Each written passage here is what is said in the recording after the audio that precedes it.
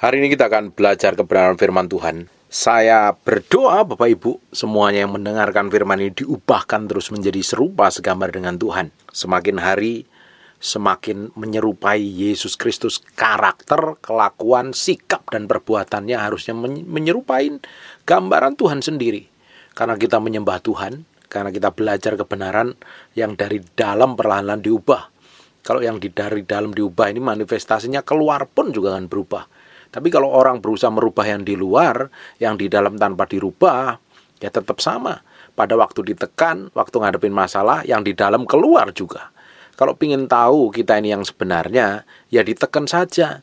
Ya dihadapin masalah yang buruk saja. Waktu kejepit yang keluar dari mulut kita apa? Sikap kita apa? Reaksi kita apa? Itu yang mencerminkan kita yang sesungguhnya, yang sejati. Kehidupan kita ini sebenarnya tidak bisa ditipu. Yang asli suatu hari akan keluar. Entah itu baik, entah itu buruk. Tergantung selama ini kita mau berubah, kita mau bertobat, kita memperbarui, atau kita nyaman dengan kehidupan kita yang lama.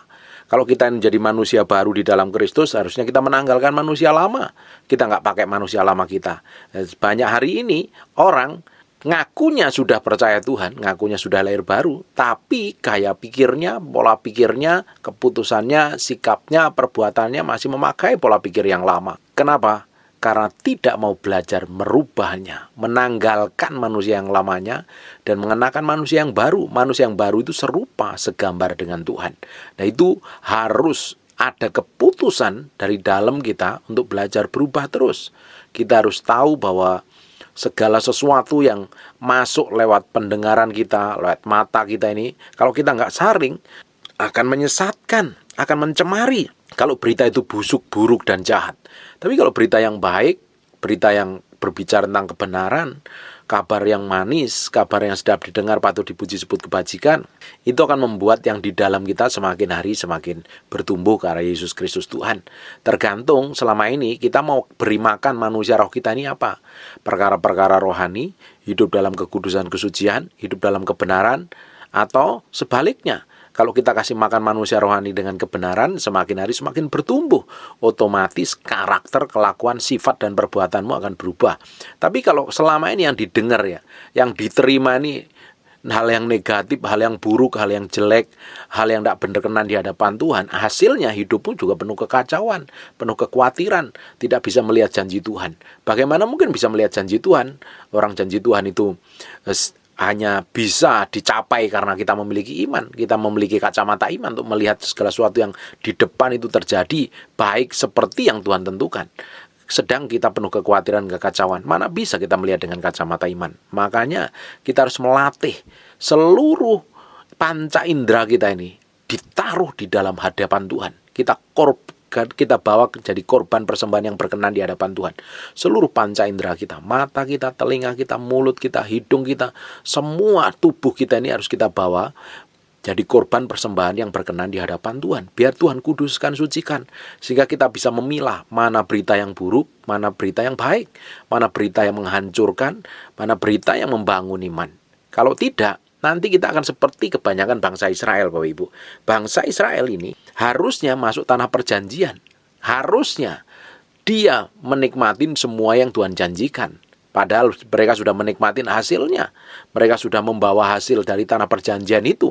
Tapi pola pikir, cara pandangnya, dia melihat yang susah, yang jelek, yang buruk. Bukan melihat janji Tuhan. Duh Bapak Ibu, kita akan terhilang, kita akan tidak bisa menikmati semua janji Tuhan yang Tuhan janjikan dalam kehidupan kita kalau kita ini nggak melihat dengan kacamata Tuhan. Kalau kita melihat dengan kacamata kita yang terjadi hari ini, kita akan penuh kekhawatiran dan kekacauan. Yang kita lihat itu kebenaran, bukan fakta. Fakta yang terjadi hari ini, kebenaran adalah apa yang Tuhan janjikan dalam kehidupan kita. Bapak Ibu hari ini menghadapi apa? Yang dilihat adalah janji Tuhan atas hidupmu. Engkau mau keluargamu dipulihkan, engkau mau anak-anakmu dipakai Tuhan, mau hidupmu jadi berkat bagi banyak orang. Jangan dilihat masalahnya. Kalau kamu lihat masalahnya, kamu akan ketakutan, khawatir, panik, stres, sakit hati, kecewa. Karena apa yang dilihat adalah kenyataannya. Kita mau belajar melihat yang tidak kelihatan. Melihat dengan kacamata iman. Melihat semua yang Tuhan janjikan dalam kehidupan kita. Supaya apa? Kita masuk dalam tanah perjanjian. Kita akan coba lihat di Bilangan pasal yang ke-13. Ketika ada 12 pengintai yang disuruh oleh Musa untuk mengintai tanah perjanjian. Setelah dia mengintai, dia bisa membawa hasil buah dari tanah yang diintainya. Tetapi apa? Coba perhatikan mulai bilangan 13, nanti Bapak Ibu baca seluruh pasal 13 dan pasal 14 baru bahkan ngerti ceritanya ini. Kita baca mulai ayat yang ke-25 saja. Sesudah lewat 40 hari pulanglah mereka dari pengintaian dan langsung datang kepada Musa dan Harun segenap umat Israel di Kadesi di padang gurun Paran. Mereka membawa kabar kepada keduanya dan kepada segenap umat itu dan memperlihatkan kepada sekalian hasil negeri itu. Dengerin baik-baik. Hasilnya itu seperti apa? Coba perhatikan mulai ayat yang ke-23. Ketika mereka sampai ke lembah Eskol, dipotong merekalah di sana satu cabang dengan setandan buah anggurnya. Lalu berdua mereka mengandarnya, juga mereka membawa beberapa buah delima dan buah ara. Ini satu tandan buah, satu cabang itu harus diangkat oleh 2 orang karena hasilnya itu luar biasa sekali. Tetapi ketika dia sudah pulang, perhatikan ayat yang ke-27, apa yang mereka ceritakan? Mereka menceritakan kepadanya, kami sudah masuk ke negeri kemana kau suruh kami, dan memang negeri itu berlimpah-limpah susu dan madunya, dan inilah hasilnya. Bapak Ibu, Tuhan sudah janjikan di masa yang akan datang, Tuhan akan menyertain kita, Tuhan akan mengurapin kita, Tuhan akan membawa kita ke dalam rencananya yang ajaib dan luar biasa. Tuhan akan meninggikan kita, Tuhan akan membawa kita berkat bangsa-bangsa, bahkan kita menjadi berkat bagi banyak bangsa. Keturunan kita akan menikmati kemurahan Tuhan dan kebajikan. Kita sendiri juga akan berjalan dalam kemurahan dan kebajikan Tuhan. Tapi kalau hari ini saya masih struggle, ada beberapa orang masih struggle, masih berjuang, masih bergumul terus. Jangan menyerah, jangan berhenti dengan masalahmu sendiri. Lihat apa yang Tuhan janjikan. Baca firman, lihat janji Tuhan atas hidupmu itu apa. Itu yang perlu dilihat. Jangan dilihat kenyataannya. Kenyataannya hari ini kita masih struggle. Kenyataannya hari ini kita masih babak belur. Hari ini kita meski belajar pikul salib sangkal diri, tetapi di ujungnya kita akan melihat janji Tuhan itu luar biasa sekali. Saya ingat waktu tahun 97, 98, 97 kurang lebih seperti itu. Ketika saya datang pada sebuah ibadah, kalau nggak salah di daerah Gunung Sahari. Karena itu konferensi besar hamba Tuhan banyak sekali. Dan ada seorang hamba Tuhan menubuatkan bahwa suatu hari saya akan menjadi pengajar, pengajaran saya akan mempengaruhi. Saya pikir ya mana bisa, ya saya percaya aja. Karena waktu itu direkam, saya percaya itu janji Tuhan dan saya akan menikmatin apa yang Tuhan janjikan itu. Ternyata itu tidak digenapi begitu saja. Ternyata ada proses yang saya harus lalui loh, hampir itu tahun 97. Bapak Ibu dengerin apa yang saya sampaikan ini mulai dikenal orang kan tahun 2021. Bapak Ibu bisa bayangin itu proses itu. Saya ngalami proses pemurnian, proses peremukan, proses bayar harga, pikul salib, sangkal diri. Saya doa, saya puasa, jadi sama Tuhan. Dan itu perlu proses loh. Janji Tuhan itu memang akan digenapi dalam kehidupan kita. Tapi ada proses yang harus kita lalui. Kalau kita ini berjalan dalam ketetapan Tuhan, kalau kita ini berjalan dalam jalurnya Tuhan, dalam tracknya Tuhan, semakin cepat kita akan mencapai tujuan Tuhan tersebut. Karena apa? Waktu dari Tuhan berbicara sampai digenapi itu belum butuh waktu. Waktu itulah waktu persiapan kita. Nah, saya sebutnya adalah waktu peremukan, di mana kita dipersiapkan ketika kita sudah mencapai titik di mana Tuhan sudah mau tinggikan, Tuhan mau angkat. Kita itu tetap stabil di atas. Saya temuin beberapa orang dengan setahun, 2 tahun tiba-tiba hidupnya dipromosi, dipakai Tuhan luar biasa. Tapi beberapa tahun kemudian hilang. Karena apa? Jatuh di dalam dosa. Karena apa? Tidak tahan ketika ada di atas. Nah semakin di atas ini kan godaannya semakin banyak. Semakin di atas semakin tantangannya semakin banyak. Jerat setannya juga banyak. Tipu dayanya juga banyak.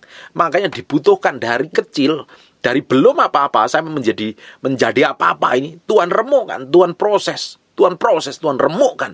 Saya pada titik tertentu dia kuat dan kokoh. Kita lihat apa yang terjadi pada Yusuf. Yusuf diurapi umur berapa? 13 tahun kemudian dia baru janji Tuhan itu digenapi loh. Visi Tuhan dimulai dari Yusuf dari umur berapa tahun? Digenapinya berapa tahun? Butuh proses waktu yang lama. Rencana Tuhan digenapi dalam proses yang lama. Dan proses yang lama itu ngalami namanya proses peremukan, proses pemurnian, proses pembentukan, proses persiapan. Nah, ini orang yang nggak seringkali ngomong, orang seringkali nggak mau suka, orang seringkali nggak mau ajarin. Ini proses yang kita harus hadapin. Ini tidak enak, ini orang tidak semua orang suka. Dan ini adalah proses di mana kita harus belajar mati daging sangkal diri. Bapak Ibu, kita belajar dari Daud. Daud diurapi umur berapa? Kurang lebih umur 16 tahun. Dia menjadi raja sekitar umur 30 tahun. Perlu waktu yang lama lagi. Perlu proses lagi. Ada proses peremukan di dalamnya. Ada proses pembentukan. Dan ketika dia berada di atas, dia menjadi raja yang siap memerintah dengan hikmat, kebijaksanaan, pengetahuan, dan urapan Tuhan. Nah, dibutuhkan proses ini. Nah, waktu kita diproses Tuhan ini, kita itu harus melihatnya tujuan Tuhan. Jangan ngelihat masalahnya. Kalau engkau hari ini menghadapi masalah, apapun itu ada masalah. Kebanyakan itu orang ini yang sering mendengarkan firman yang saya sampaikan, ditinggal selingkuh pasangan hidupnya. Dengerin baik-baik, kalau engkau pasangan masih selingkuh, atau engkau dibawa ke pengadilan untuk diceraikan, dengerin baik-baik. Tuhan sanggup pulihkan pernikahanmu.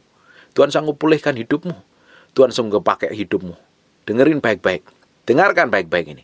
Lihat janji Tuhan atas hidupmu. Lihat janji Tuhan atas hidupmu. Dia akan buat mujizat atas hidupmu. Tuhan yang akan berperkara atas hidupmu. Fokus kepada janji Tuhan. Jangan lihat persoalan yang kamu hadapin hari ini. Pak, udah nyerah, Pak. Pak, aku udah capek. Pak, aku udah lelah. Dengerin. Lihat, matamu fokus kepada Tuhan. Lihat janji Tuhan. Mata kita harus tertuju kepada Yesus kok. Kalau mata kita fokusnya bukan Yesus, kita akan babak belur, kita akan hancur, kita akan stres, kita akan pahit hati, kita akan panik. Karena semua orang di sekitar kita, waktu kita diremukkan, seakan-akan meninggalkan kita dan tidak peduli dan cuek sama kita. Tapi di sisi lain, Tuhan tetap memproteksi, menjagaimu. Tuhan menyertaimu sampai akhir zaman. Sampai engkau mengalami kemenangan. Tidak usah panik, tidak usah stres, tidak usah bingung, tidak usah nangis, tidak usah ngerengek. Banyak orang ngerengek ketika ini, Pak, nggak kuat. Ada Tuhan yang di sampingmu, kok kamu nggak kuat. Kamu pakai pikiranmu sendiri. Kamu pakai cara pandangmu sendiri. Kamu sayang dalam dirimu sendiri. Kamu terlalu sombong dan aku untuk datang kepada Tuhan kok. Kita harus belajar berserah kepada Tuhan. Bangsa Israel sudah ngelihat tanahnya berlimpah-limpah susu dan madunya. Dan ngelihat anggur satu harus diangkut 2 orang. Satu carang atau sarwa atau apa. Bayangin. Tetapi mereka tidak bisa melihat bagaimana Tuhan janjikan itu. Harusnya mereka bisa melihat apa yang Tuhan janjikan. Melihat ada susu dan madu, buah-buahnya luar biasa sekali. Tetapi yang dilihat adalah problemnya, tantangannya. Nah, bangsa Israel ini dibawa keluar dari tanah Mesir, nggak langsung dibawa keluar dari tanah Mesir ini, tidak langsung dibawa ke tanah perjanjian. Bangsa Israel dilewatin padang gurun, sedang dilatih, sedang dimurnikan. Karena dari seorang budak, pikirannya budak, kerja dapat upah, nggak pernah pikir strategi perang, bagaimana mengalami kemenangan. Dia nggak pernah bagaimana mengangkat senjata, melawan, memproteksi dirinya. Tahunya kerja dan dapat upah, makan, kenyang, kerja dapat upah, karena jadi budak bertahun-tahun. Nah, setelah lama di padang gurun, mereka dilatih, diajarin. Nah,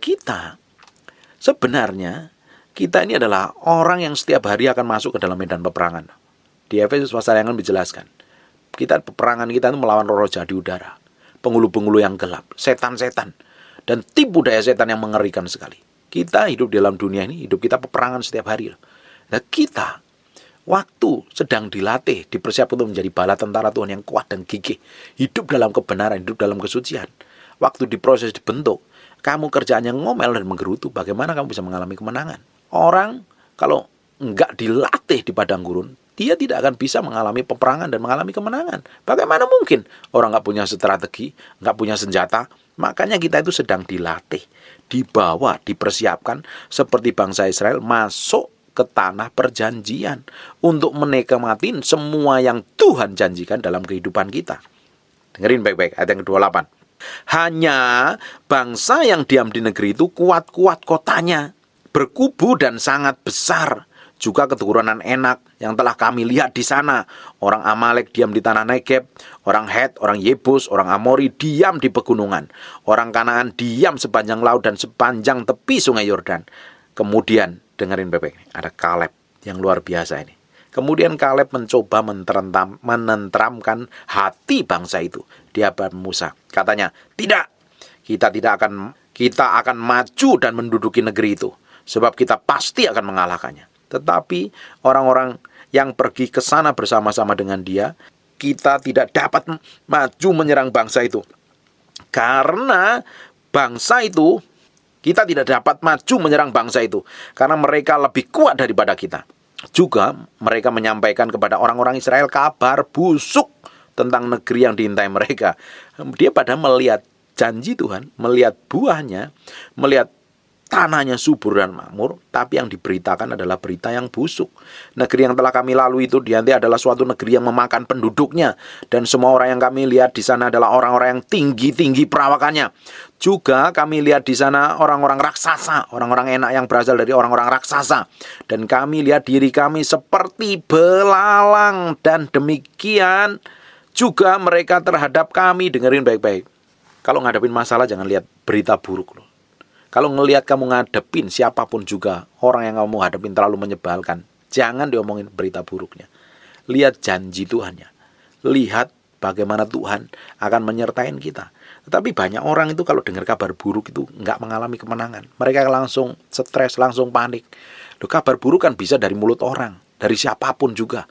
Kalau engkau menghadapi problem dan masalah atas keluarga gitu, suami istri hubungannya lagi babak belur, dan ketika pasanganmu saling menyakiti dengan kata-kata yang jelek atau kabar buruk, kalau kita nggak bisa jaga hati, kita akan termakan dan kita akan nggak bisa melihat janji Tuhan loh. Rencana Tuhan yang harusnya kita nikmati bisa batal. Malah kita bisa bersungut-sungut, kepahitan dan sakit hati. Berapa banyak orang alami seperti itu? Ketika kita sedang diproses, dibentuk, problem dengan orang lain, problem dengan orang tua, mantu dengan mertua, anak dengan orang tua, suami dengan istri, atau dengan bawahan, atau dengan atasan, atau dengan tetangga, atau dengan pimpinan, atau dengan siapapun juga. Ketika kita terima kabar buruk, dan kita makan, kita telan kabar buruk itu, dan akhirnya apa? Bersungut-sungut, ngomel menggerutu, dan nganggap dirinya nggak memiliki apa-apa. Lu orang ngomel-ngomel menggerutu nggak memiliki kekuatan, lemah kekuatannya, nggak ada kuasa dalam dirinya, dan dianggap masalahnya lebih gede, masalahnya lebih besar, dan dianggap dirinya tidak memiliki otoritas dan kuasa apa-apa. Bapak Ibu, hati-hati dengan telingamu, dengan matamu, dengan mulutmu. Kalau kita nggak bisa mengendalikannya dengan baik, kita ngomongin yang buruk, ngomongin jelek tentang orang lain, menggerutu, bersungut-sungut, menyerah, nganggap masalahmu lebih gede daripada Tuhanmu. Perhatikan ini. Sekarang bukan bilangan 14 ayat pertama. Lalu segenap umat itu mengeluarkan suara nyaring dan bangsa itu menangis pada malam itu. Bersungut-sungutlah semua orang Israel kepada Musa dan Harun. Dan segenap umat itu berkata kepada mereka, sekiranya kami mati di tanah Mesir atau di padang gurun ini. Mengapa Tuhan membawa kami ke negeri ini? Supaya kami tewas oleh pedang, dan istri serta anak-anak kami menjadi tawanan. Bukankah lebih baik kami pulang ke Mesir? Dan mereka berkata kepada yang lain, baiklah kita mengangkat seorang pemimpin, lalu pulang ke Mesir. Lalu sujudlah Musa dan Harun di depan mata seluruh jemaah Israel yang berkumpul di situ. Perhatikan nih. Tetapi Yosua bin Nun dan Kaleb bin Yefune, yang termasuk orang yang telah mengintai negeri itu, mengoyakkan pakaiannya dan berkata kepada segenap umat Israel, negeri yang kami lalui itu, yang untuk diintai itu adalah luar biasa baiknya. Ini Kaleb dan Yosua, ini dua orang yang hidup dalam generasi yang berbeda. Kaleb sekitar umur 80 tahun, Yosua berumur 40 tahun. Tapi dia memilih cara pandang melihat segala sesuatu, masalah di depannya. Yang dilihat adalah janji Tuhan, yang dilihat kebaikan Tuhan. Bapak Ibu, apa yang menjamin masa depan kita? Apa yang menjadi jaminan masa depan kita itu penuh pengharapan, diberkatin Tuhan, ditolong Tuhan, diproteksi Tuhan. Yang menjadi jaminan adalah kebaikan Tuhan yang pernah Tuhan lakukan di masa-masa yang lalu. Kalau masa lalu Tuhan tolong, tahun lalu Tuhan tolong, tahun lalu Tuhan bikin breakthrough dan terobosan, tahun depan pun Tuhan akan bikin breakthrough dan terobosan. Orang dunia bilang tahun 2002 adalah tahun yang susah, tahun yang pahit. Dan saya berkata bahwa tahun 2022 adalah tahun di mana Tuhan akan bikin terobosan, berkat terobosan, mujizat. Ada hal-hal ilahi yang Tuhan akan kerjakan dalam hidupmu. Lihat dengan kacamata Tuhan. Jangan ngelihat prosesmu, jangan lihat masalahmu, jangan lihat tekananmu, jangan lihat musuhmu, jangan ngelihat problemmu, lihat janji Tuhan. Kaleb dan Yosua berdiri dan dia ngomong, tanah yang kita sudah intai itu, yang kita akan masuk ke sana adalah tanah yang berlimpah susu dan madunya. Ayat 9 perhatikan.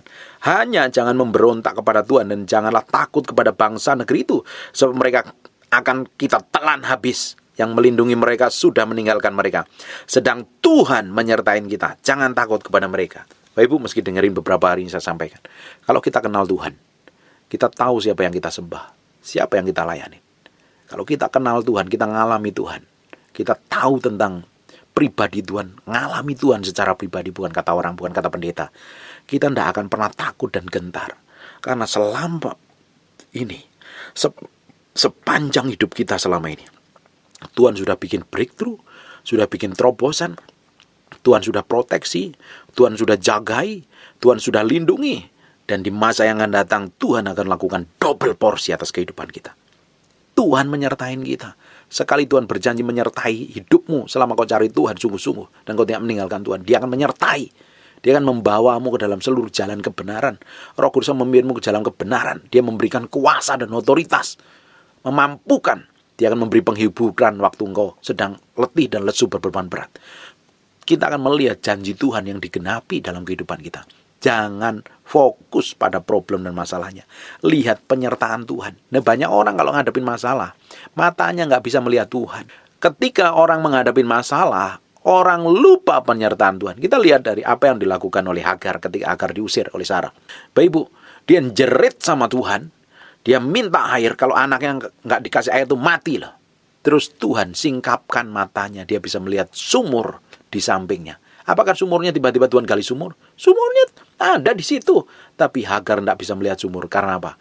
Dipusingkan dengan problem anaknya jerat-jerit nangis. Dengan baru diusir, perasaannya seperti apa. Bapak Ibu, kalau engkau sedang mengalami problem dan masalah, tekanan, himpitan, nggak tahu jalan keluarnya seperti apa, sudah mau nyerah, ada beberapa orang sampai mau bunuh diri itu. Dengerin baik-baik. Di sampingmu, di tanganmu, di sekitarmu ada jalan keluar, dan Tuhan akan singkapkan mata hatimu untuk melihat jalan keluar itu. Tapi kalau engkau fokus pada masalahmu, engkau fokus pada problem yang kamu hadapin, semakin lama, semakin muter-muter, gak ada jalan keluar, ujungnya akan binasa nanti. Karena ngeluh, ngomel, menggerutu. Bangsa Israel ini apa yang kita lihat, apa yang dilakukan oleh bangsa Israel ini. Ayat yang ke-10. Lalu segenap umat itu mengancam hendak melontari kedua orang itu dengan batu, tetapi tampaklah kemuliaan Tuhan di kemah pertemuan itu kepada semua orang Israel. Bapak Ibu, kalau kita ngadepin tekanan himpitan, kau sedang ada problem, dianiaya. Dianiaya pasanganmu, dilecehkan, gak dihormatin, disakitin, diperlakukan buruk oleh orang lain, atau siapapun orangnya. Kalau engkau tetap mencari Tuhan, fokusmu kepada Tuhan, Tuhan akan datang dalam kemuliaannya, memproteksi, menjagain kamu. Tuhan akan memproteksi, menjagain kamu. Tidak usah pusing. Waktu orang aniaya, waktu orang tekan, diam dalam hadiratnya. Nggak usah bela diri, diam. Kalau perlu nggak ngomong sama sekali. Biarkan saja orang mau melakukan apapun dalam kehidupan kita. Kita izinkan Tuhan, kita beri waktu Tuhan untuk membela atas segala sesuatu yang orang lain lakukan kepada kita. Tuhan pembelaannya lebih dahsyat dan luar biasa. Ayat 11, perhatikan, Tuhan berfirman kepada Musa, berapa lama lagi bangsa yang menista aku, dan berapa lama lagi mereka tidak mau percaya kepadaku sekalipun sudah ada segala tanda mujizat yang kulakukan di tengah-tengah mereka. Bangsa Israel setiap hari itu melihat mujizat.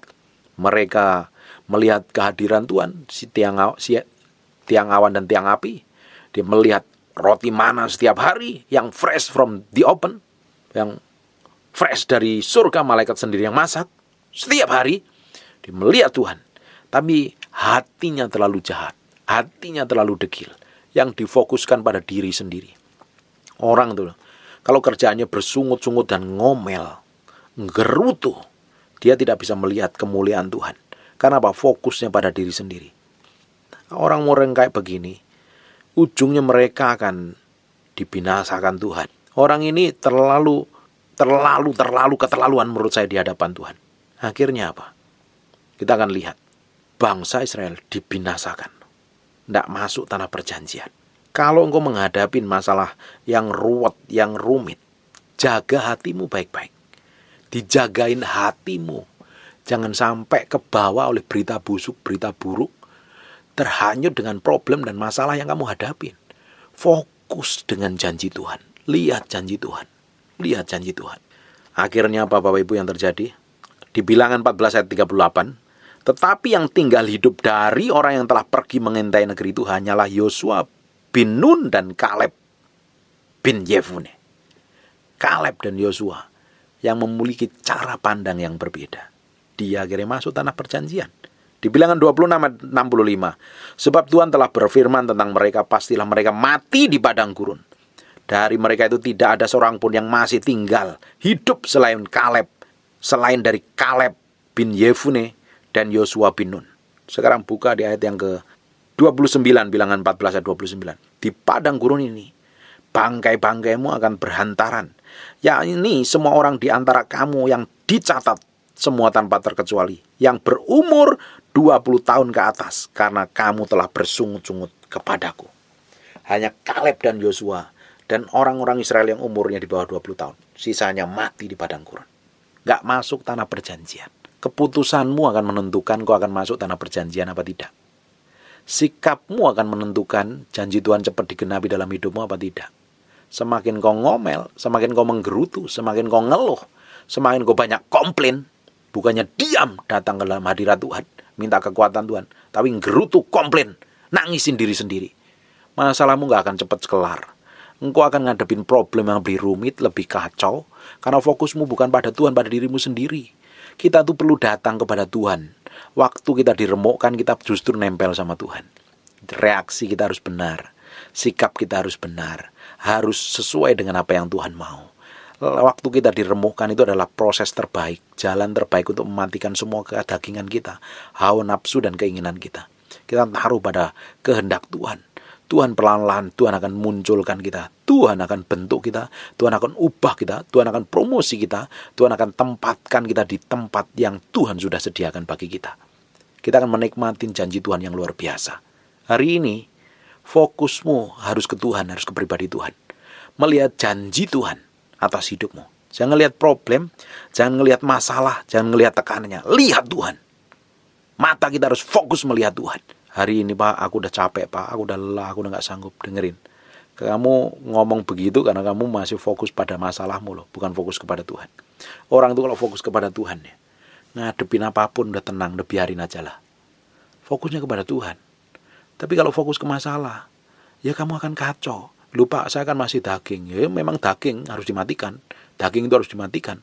Supaya kita fokus kepada Tuhan. Karena daging menghalangi kita ketemu dengan Tuhan. Keinginan daging, hawa nafsumu itu harus dimatikan. Emosimu kadang perlu dimatikan loh. Waktu kita diperhadapkan hal buruk, hal jelek oleh siapapun juga, kita harus diam kok. Saya itu butuh waktu bertahun-tahun untuk ketika orang memperlakukan buruk sama saya diam. Dari sejak awal kalau orang memperlakukan saya sih sudah diam. Tapi gak banyak bereaksi. Diamin aja. Sampai titik tertentu saya benar-benar diam. Gak mau lakukan apa-apa. Gak lakukan apa-apa. Udah terserah kamu mau jempalitan, mau menuduh, mau memfitnah, memperlakukan buruk kayak apapun, udah terserah. Itu keputusanmu. Nah kita datang aja sama Tuhan, serahin sama Tuhan. Kita tuh kadang perlu seperti itu loh. Kita harus belum menyerahkan sepenuhnya kepada Tuhan. Baru Tuhan akan bertindak. Tapi kalau kita coba bela dengan kekuatan kita, dengan cara kita sendiri, kita nggak akan ketemu jalan keluar. Kita akan ketemu problem yang baru, ketemu masalah yang baru. Akan terus muter di masalah yang sama. Saya berdoa Bapak Ibu mendapatkan pewahyuan yang baru, mata hatimu disingkapkan untuk mengerti ngambil keputusan yang benar di hadapan Tuhan.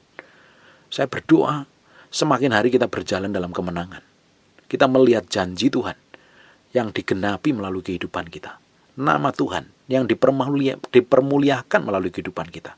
Dan penyertaan Tuhan begitu powerful dan dahsyat dalam kehidupan kita. Berjalan melihat janji Tuhan. Jangan fokus pada problem dan masalahmu. Datang, nyerah sama Tuhan. Nyerah sama Tuhan. Kalau nggak kuat, lebih bagus nggak kuat.